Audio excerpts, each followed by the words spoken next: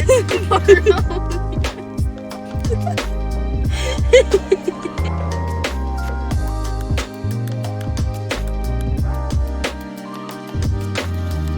to the vlog, where we have discovered on random Thursdays. What's fruit?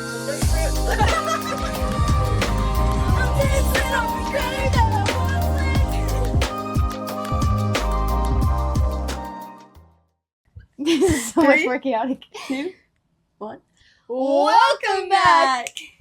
We are so glad you guys are here. We are going to be talking about James 4 today, but to kick us off, Kylie Our wanted opening me question. to start. I'm So curious. I'm going to ask myself, Ariana, what has the Lord given you to get through today? Well, the Lord... We are very unhinged today. She just took over my spot. I guess you don't need to co-host. Okay, then. go ahead. I can just walk away. Go now. ahead. I'll wait. So, okay. So, what has the Lord given you to get through today? Do it one more time. I'm sorry. curious. What has the Lord given you to get through today? I'm very curious. I want to know what would happen if I asked you over and over. One more time. Sorry, one more time. Because every time she gets more sassy. Anyways, the Lord... I'd be like... What has the Lord given you? Her eyes like twitching. Anyway. I would say the Lord has given me like the peace of his presence today. I slept in today because I didn't have work, and that was a blessing in and of itself. Because I just have a busy day today and then a really busy week ahead. She's tired, can you tell? But yeah, I kind of just woke up and like I didn't check my phone first thing. I didn't necessarily like read the Bible or anything, but I kind of just like sat, and then all of a sudden I heard this thumping against my window, and my screen's broken and it's windy outside, so it was this whole thing, but I fixed it, and then I was just kind of laying there just like, all right, God, like what do you have for filming today? What do you have for me today? I was like inspired when I was driving because I cleaned my car today after way too long. But as I was like driving home, I was like inspired to listen to a podcast that I haven't listened to in a long time, and it was about like the oil of crap. I wish I could remember what it was called, but like the oil of the secret place and like the anointing oil of like just being in his presence and everything and like giving him all that we have. Yeah, because I listened to that one too. This morning. Today? Yeah. We are ready to go. Oh, and that was a good high five. Oh, you know what? They Things were ready going to go, so but good. it's so chaotic today. Things were going so good. Just But roll anyways, with the punches. You know? so it's just giving me like the peace of his presence and like the reminder, even like today with the passage, you'll see like just the reminder of like giving ourselves up to him. And that's really how I wanted to start today and this week, because it is such a stressful week for me. It's not even funny. I think I'm working like 50 hours maybe. That could be dramatic, but it feels like that between like internship and work and just everything. So anyways, what has the Lord given you today? When you said 50 hours, my eyes went, what? That's crazy. She said, huh? Currently unemployed. Anyways, the Lord has given me. That's a good question. Productivity. I said that weird, but productivity. Because I had to get a lot of stuff done this morning before filming that I didn't realize I had to do yesterday until I got up this morning, and then people were like, "You have to do this and this," and I was like, "Okay." So then I like got up early, and I asked the Lord last night to like wake me up because I'm not a morning person. I hate waking up early, and so I was like, "Lord, you just wake me up at 7?" And literally like 2 minutes before my alarm went off, I literally woke up, and I was like, "Oh, okay." So I got right up because I was like, "Okay." I asked him, So and this he is the day delivered. the Lord has made. We are getting up. I will rejoice. Exactly. So I got up and just put on a worship music playlist and cleaned my bathroom. But yeah, that's what the Lord has given me. It's good. And that's on period. That's on period. It's not clocking to you. That Kylie was saying on productivity business today. Anyways, today we are going to be continuing our like soap series through James. So we're going to be doing James 4, 6 through 10 today. We're almost done with this series. I know, we literally have 2 episodes left, and we're filming both of those today, Lord willing. So, you know, It's crazy. Because, like, we've been filming ahead because, as we know, Kylie is leaving us. R.I.P. Kylie. Just kidding. I'm so sorry. She's moving to Florida, and at the time of us filming, so I'll just tell you guys, today is July 21st, and Kylie leaves, like, a month? I leave a day? From tomorrow. A month and a day from now. So we've been filming ahead. We've been filming ahead season 2. So this episode actually isn't going to come out for, I think, like 2 months, which is crazy. But we're trying to get ahead of the game because with her moving, we got to, like, there's new logistics we have to figure out. I'm also moving at the end of this month. There's a train. Please hold. Look at the phone shaking. Oh, I didn't even think about that. The frame's like... Yeah, look at it. It's like no, bad. That's crazy. Even through the mirror on the other side. We should move with it. Just kidding. So it looks like it's not moving. We're like... We, like, go the wrong way. Oh, I'm also moving. The train's gone now. But I'm also moving at the end of this month, beginning of next month, August. I'm moving to an apartment with one of my friends. So that's why all my pictures are down. Are like today and then James 5 will probably be the last episodes we film in my house, which is crazy. The next ones we filmed at my apartment, which is exciting, but like nerve-wracking and just all the things. Crazy. But the Lord has really just been, he's been so good. And so. He's been so good, but it's the end of an era. It truly is the end of an era for both of us. And for the podcast, I feel like, because you guys have journeyed with us now, like, through all the room changes I've made in my room. You're on that wall, you're on this wall, you're on this wall. But, like, for filming, like, we've done so much to make sure that, like, this can be as nice as it can be. Mm-hmm. The phone is still shaking. The phone. The phone is still shaking, so I'm so sorry if it looks like we're, like, bubbleheads. But, it's because there's a train and we live, like, a street over from the train. And so it gets everybody every time. And I don't live here, but it's the same at my house. She lives like a few more streets away. We actually live like 3 minutes from each other, so it's gonna be really sad the end of this month when we don't live 3 minutes from each other anymore. I thought that last night. Like you'll have to drive like 20 minutes to get to filming now, which will be good. That good quiet time with the Lord before you get over here. But yeah.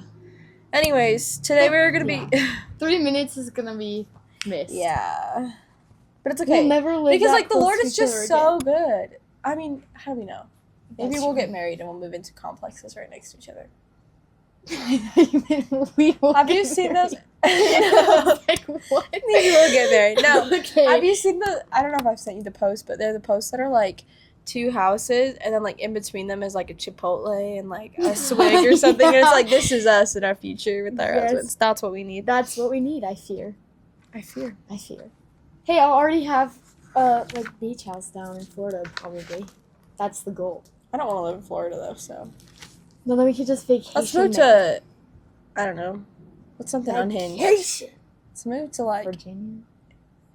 I was gonna say Illinois. I was gonna say Oklahoma. Let's live in Twister country. Okay. Perfect. Next time you guys see us, we'll be living in Oklahoma. And we'll be on the news. Go storm chasing. Can you imagine us storm chasing? That's not good. Okay, lock in. Today we are talking about James 4, 6 through 10. Let's start with just reading it. You can read it. I'm gonna make you read it just because I'm just kidding. All right. I'm like dyslexic when I read on camera. You ready? Starting at verse 6, it says, "But he gives greater grace. Therefore he says, God resists the proud, but gives grace to the humble. Therefore submit to God. Resist the devil, and he will flee from you. Draw near to God, and he will draw near to you. Cleanse your hands, sinners, and purify your hearts, you double-minded. Be miserable and mourn and weep. Let your laughter be turned to mourning, and your joy to gloom. Humble yourselves before the Lord, and he will exalt you." So the way that I did this is, the way that I did my soap is like kind of how we do an internship. Everybody kind of does it a little bit differently, but I always write out the text, and then I'll just write, like, O, and then I'll write some observations, and then, like, A whenever I get to the application of that. So I'm just going to kind of walk through what I have, and you just pause me when you have a thought to share. Okay. My first observation starts on verse 6. So, yeah, let's get into it. So the very the very first part of verse 6 says, but he gives greater grace. And the observation I have with that is God's grace is the power to overcome unfaithfulness, and he's faithful even when we are not. And I think this kind of goes back into our James 1 episode, of like, even when we are like living in like some doubt, and when we have doubt creep in and it's hard to keep the faith, like God is going to continue to be faithful to us. And I'll tie back around to this at the end, but it kind of goes hand in hand with humility, and you'll kind of see how we get to that line of thinking in a second. Do you have anything to add there? Yeah. Yeah. Going off of kind of what you were saying. And then it's silent. Because I was thinking about how to... Anyway, kind of going off of what you said, I said that he's a good God who gives us more than one chance. Yeah. Because there's so many times that I'll second guess something or whatever, and he's not like, oh, well, you second guessed it. Tough. Just kidding. Like, he doesn't take it, which is so good, because then everything would just be taken from me all the time, because that's all true. And so he knows what he's doing, and even when we step in the wrong direction or we like turn the wrong way, he's gonna bring us back and be like, hey, listen, this is what we're gonna do. That's good. Yeah, that's really all I have a note.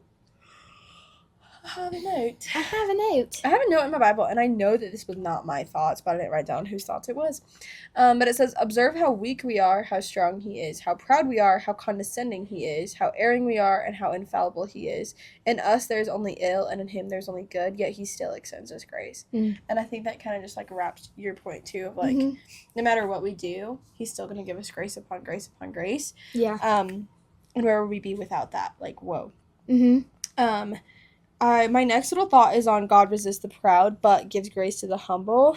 Resist is a military term that's used to describe an army arrayed for battle. So like an army prepped and prepared for a battle, and people don't battle without reason, so there's a reason for the battle. So when we remain in sinful pride, it's like we're inviting God's battle array to array against us, and to army against us, and to war with us. But God gives grace to the humble. So our like kind of action step there is when we are humble, even when we sin, God's battle doesn't come against us. So another note I just have with that is we can't serve two masters, sin and God. So what does it look like, kind of going down into verse 7, to submit to God and then to resist the devil? I found 2 Corinthians 10, 2-5 that I think kind of goes with this well, and it says, I beg you that when I come I may not have to be as bold as I expect to be towards some people who think that we live by the standards of the world. For though we live in the world, we do not wage war as the world does. The weapons we fight with are not the weapons of the world. On the contrary, they have divine power to demolish strongholds. We demolish arguments and every pretension that sets itself up against the knowledge of God, and we take captive every thought to make it obedient to Christ. So when we are coming to submit to God, it looks like drawing near to him with real and raw emotion, and with real and raw things that are going on in our lives. And it also looks like learning and knowing his truth, so that when the enemy comes in, it doesn't say to resist the devil when he comes and he'll flee from you if he comes. It says resist the devil and he will flee from you. Like, the devil is going to come in, it's going to attack us with pride, it's going to set in with anger and resentment, and it's going to come in to destroy our peace and to destroy our faith in the Lord. And so when we resist him, he will flee from us. And the way that we do that is by having a sword to fight with. I think about like the armor of God, like the very last thing listed, I believe, I could be wrong, but the very last thing listed is the sword of truth, which is the word of God. So like that is what we need to build our lives upon. And it starts with humility, I think. That's so good. I thought of practicals for that when I read it, because I was like, when I was younger and I would read stuff like that, I'd be like, okay, yeah, resist the devil. Great. Yep, I will do run that. from the little demon in my corner. I guess I'm just gonna actually run. You know what I mean? Like, I don't know. I'm not a runner. I'm not a runner. I've never claimed to be a runner. But so when I was younger, I would always be like, sure, like, I'm gonna resist the devil, but I never knew what that actually meant. And so the things that popped into my mind, you have a thought? Yeah, really quickly. Because I have it written down. You were talking about running. It actually doesn't even tell us to run. And that's interesting, because as a kid, I definitely was like, people would say, like, resist the devil and he will flee from you, not you will flee from him. which I think is interesting because, like, resisting the devil, like, resisting something, like, I think about, this is funny. I think about, like, the, what's it called? Like, the lazy river at, like, a water park. Like, when you were kids, would you ever, like, stand there and, like, how long can I resist this water? Like, and that's what... And then get in trouble by the lifeguards. Yes, that's what we are called to do, though, is we're called to stand and to resist all of this that's flowing towards us. And the only way that we can do that is if we have a firm foundation in Christ and our feet are rooted. So we're not actually moving. And if anything, we're moving closer to God. And in order to do that, sometimes we are going to have to walk through the like the enemy's army. We're gonna have to walk through that. Almost like the picture that I see is like Moses, like parting the seas and walking through that. Like it could have just been just as easy to be like, oh, let's just go around, or well, let's build a boat. And he was like, no, I'm actually gonna rely on the Lord to literally part this sea for me, to part this army. And then once the sea was parted, they touched ground, and the seas crashed down on the armies that were coming behind them too. So I just think that's an interesting point. Finisher. Yeah, I just think that's an interesting point is, like, we're called to resist the devil, and he's going to flee from us, not, like, resist and run from the devil, you know? I think it's Crowder has a song that's like, run, devil, run, devil, run, devil, run. Like, the devil is supposed to be putting in all this extra work of running. Like, we are not actually called to do that. We're actually called to just set our feet on the firm foundation. Yeah. So. And if we're running... If we're walking with God and then we're running away, then where are we going? You're probably actually running the wrong way if you're running. Go on. Sorry. Anyway, good tangent. I like that. But anyways, I was thinking about practicals, and they all popped into my mind, and there was a couple of them that I wrote down. One of them is, like you were saying, the Bible, like, being our sword of truth and the thing that we're going to meditate on when spiritual attacks come, because they do come. It doesn't say, like you said, it doesn't say if the devil comes. Yeah, it's like already assuming that he's gonna. And so that's a really big one that literally changes my entire week. If I do it every day, it's insane. Or even if I do it at the beginning of the week and then I get lazy. But my quiet time with the Lord, I'm gonna miss my closet so bad. But anyway, we're just gonna not rant about that right now. My quiet time with the Lord makes the biggest difference out of anything. Like, even more than camp and that fire that comes with it, even more than worship nights or whatever. Like, when I'm on my knees in my closet praying and it's just me and him, that's the biggest difference. Like, it's actually incredible. I mean, even that's what Jesus did. Like, Jesus retreated to the mountain, and he retreated at night, and he took all of these separate moments to be calm and quiet with the Lord, and to weep with the Lord, and to draw near to him, and all those things. And that's, like, kind of the second step on verse 8, draw near to God, and he will draw near to you, which goes back to he's faithful, and he's going to come through, but we have to put in some work sometimes. Yeah, and I'm sure when he, like, fed the 5,000 and did all these miracles, like, those were probably exciting. Yeah. But the biggest thing that he would do was go by back himself to the source. Yes, and pray. And then another one that I wrote down was be slow to speak. Yeah. And that's going back to the beginning of this series, because when I decide that I want to take my thoughts and words captive before I say them, I change situations, because I am kind of bad at getting mad. When I'm not very good at being patient. So it's kind of terrible. So when I'm in a situation that I have to wait for something, if I'm like, oh, I'm like so annoyed about this situation, like going off on a tangent about how frustrated I am, I'm missing something that the Lord could have for me in that moment, because I'm so focused on wanting to go when I could just wait for a second. So yeah, so that's good. And then prayer was my other one, but that one's pretty. Pray. Yep. Which we're gonna talk about in James 5, and it's so good.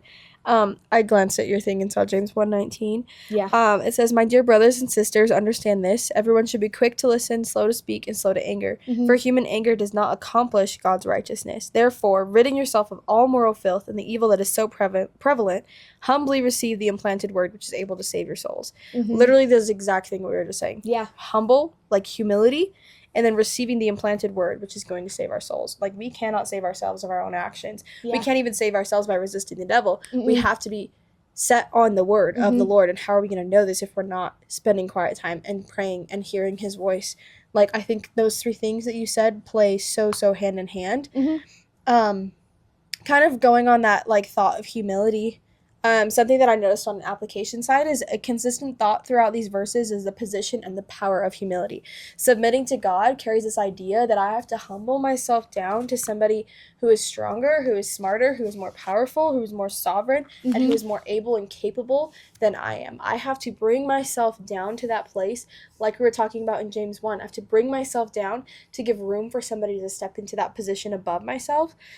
Two verses that I found to go along with this thought is 1 Peter 5:6. It says, "Humble yourselves, therefore, under God's mighty hand, that he may lift you up in due time." And then Matthew 23:12, "For those who exalt themselves will be humbled, and those who humble themselves will be exalted." Like, I would rather be in that position where I am humbling myself so much that the Lord says, look at this beautiful child. I'm going to lift her up. I'm going to bring her into this position. I'm going to bring her into this moment for a season or whatever that looks like, than to be so high up on my horse that the Lord's got to, like, flick me down and I just fall. Like, something that I was talking to some friends about recently is, like, a illustration that was shown to me, and I think this kind of goes along with humility. It was about sin. And it was like somebody standing on a chair and somebody standing on the ground. Like, it's so much easier to pull somebody down than to pull them up. And the ideas were like living in sin and then living in, like, righteousness and living a holy lifestyle. It's easier to pull somebody down from that holy lifestyle than to bring them up into into that holy lifestyle. And I think the same thing kind of goes with humility. It's so much easier to pull people to the point where, like, you can be so full of pride and so full of yourself that you think everything that you're doing, you're accomplishing for yourself and by yourself, than it is to be pulled up and exalted after you've been, like, put into this humble place of, like, I can't do this by myself. I'm not doing this for myself. And like we were just saying with, like, Jesus, and even he took those times to do it by himself, or not to do it by himself, but to get into that quiet place to talk to the Lord, was because he had to go back to the source every single time. And if we're not doing that, we are placing ourselves up on this pedestal without even realizing it. You don't have to say the words, I accomplished XYZ thing in ministry, or I saved this person. You don't have to say those words to still have the prideful heart. That was crazy. Say that again. That's so good. Yeah. And I think you also, when you exalt yourself and don't walk humbly, you're basically saying, like, okay, I don't need the Lord, and then where what's the point? Where are you walking? Like, where are you going? Where are you walking? On sandy soil. That's where. Apparently. Like, we're walking on the beach in Florida instead of, like, the cobblestones of, I don't know, New England. No. It's not about location, but you know what I mean? Yeah, like, your feet are not on the firm foundation because you don't even know what the firm foundation is because you won't even bother to open your Bible. Because same, though. No, yes. Because same. Like, I don't need to feel like I'm attacking because same. Yeah. I haven't opened my Bible since, I didn't even open up at church yesterday because the verses were on the screen. I haven't opened my Bible since last Thursday. And we literally knew we were planning and prepping for a podcast today. And I hadn't opened my Bible since then. And then I opened it up this morning and, like, the Lord was like, boom, boom, boom, boom. Why did you even walk away? And I was like, my bad. Like, I was walking with the devil instead of resisting him. She's like, I'm sorry. So, like, same. Yeah. But you won't be walking in his will and his timing and his plan for you if you're doing that. Yeah. So you have to be so careful. So verses 9 and 10 are kind of, like, interesting statements. And honestly, I still got confused when I read them today. But like, as I was reading into humility, it kind of started to click and make sense. But verse 9 and 10, I'll just read it again. It says, "Be miserable and mourn and weep. Let your laughter be turned to mourning and your joy to gloom. Humble yourselves before the Lord, and he will exalt you." So it's this, like, weird concept of, like, wait, I'm supposed to, like, be miserable, I'm supposed to mourn, and I'm supposed to cry, and my laughter and my joy is supposed to be turned to mourning and to gloom. Like, this doesn't make any sense. But the kind of thought that I came to is that sandwich between humility, because he talks about humility, and then it ends with humble yourselves before the Lord and he will exalt you. Sandwich between humility is this idea of laughter to mourning and joy to gloom, right? And this is because we are going to mourn and we are going to weep as we appropriate under the conviction of our sin. The more that we start to build our lives on this foundation and learn what this foundation looks like, the more and more we're going to be convicted by our sin and the things that we're doing. And then we're going to be humbled in that. And as we are humbled in that, as it says in verse 10, he will exalt us. So we're going to start to find joy and purpose in the promise of his grace, which goes back to verse 6. He gives greater grace, and he gives grace to the humble. So, like, it's not necessarily go throughout your day mourning and weeping and crying and bringing everybody down. That's not the case. The case is to take that period of mourning and to take that time of, you know what, I used to drink and I used to smoke and I used to vape and I used to go party and sleep with all these people and I used to do XYZ and I used to gossip, and I'm going to take a moment to literally wash myself of all of that and wash myself clean with the living water, which is this. And I'm going to start to walk in freedom and to take off these chains. Yeah. And it's a hard process, which I think is why it comes with mourning and weeping. I think that even plays to, like, when Jesus was on the cross and he was like, take this cup from me, Lord. Like, take this cup from me. I can't do this. Like, this is crazy. Bearing the weight and the sin and the shame of the entire world on his shoulders was heavy. So one person's is still going to be heavy. Like, Jesus was strong enough and capable enough to hold that for all of us. We aren't even strong enough to hold it for ourselves. But God gives us this joy and this purpose and this promise of grace that we always get to fall back to. And as we just were talking about, he is so faithful and he's not going to leave us in our mourning. Unless we try to stay there. I think there are definitely seasons where I've tried to be like, woe is me, and just like live in my mourning and live in my sadness and like, well, whatever, it is what it is, life's never going to get better from here. Even recently, I would say I've done that. Not for long periods of time, but for a few hours of a day where I've just been like, this sucks, like, and it's not going to get better, and da-da-da-da. And that's not at all what the Lord calls us to, because once I opened my eyes to the fact that he has purpose and he has plan and intention, then I was reminded over and over and over why I get to be joyful, and that's because of the Lord and everything that he has done for me. Yeah. And we might not see we're not going to see the follow through of the plan. Yeah. But he already knew that everything that's happened was going to happen, and he planned accordingly. Yeah. That's good. I have a thought to wrap us up, and then we'll just wrap up with an application for each of us. So think about an application. This is something that I wrote about James 4:13-17, actually, but I think it kind of walks in step with this. And I wrote this in 2021. I found it in one of my old Bibles. But I think it really applies to kind of what we're talking about. But it says, things will never be the same, but they weren't meant to be. Changes will happen because accepting and submitting to God's plan means surrendering your own plan. There's no way to, quote-unquote, turn on God's miracles and blessings without also turning on a drastic change to our identity, actions, and our mindset. And that's where I left it then, but I think I would add at the end, like, drastic change to our identity, actions, and mindset through and because of humility. Like, I think I would add that now. So I guess kind of to tie that in, an application that I have is to really learn what it looks like to walk in humility beside the Lord instead of ahead of the Lord. And for me, I think a part of that is what I just wrote and read to you was like surrendering my plan and my hopes and my dreams and saying, Lord, I know that you've got this, and I know that I can't accomplish this by myself or for myself, so I need you to do it in and through me for you. And I need you to like refine my dreams and my heart's desires to align with yours and to walk in step with yours. And that starts with being like, all you, God, nothing but you. Yeah. So I would say that's kind of my application from this. Mine was similar. I wrote walk low because he's given you all that you have. That's good. And he will lift you in his time and in his will and his way. And so we just have to be slow and be patient and wait on him. Yeah. Even though he might be mad at it, ask him for patience. Ask him for patience and ask him for humility, but also know that he's going to give you seasons and positions and places to walk that out, and that's the absolute best place. That is the best place for you to be. Absolutely the best place for you to be. Mm-hmm. The absolute hardest place, though. Yeah. So. Very true. But you got this. You got this. We will never end. With God, you got this. With God, you got this, period. We will never end an episode without saying, love you so. See you in 2 weeks. Peace. Wait. I did it wrong. Wait, what'd you do? Oh. There we go.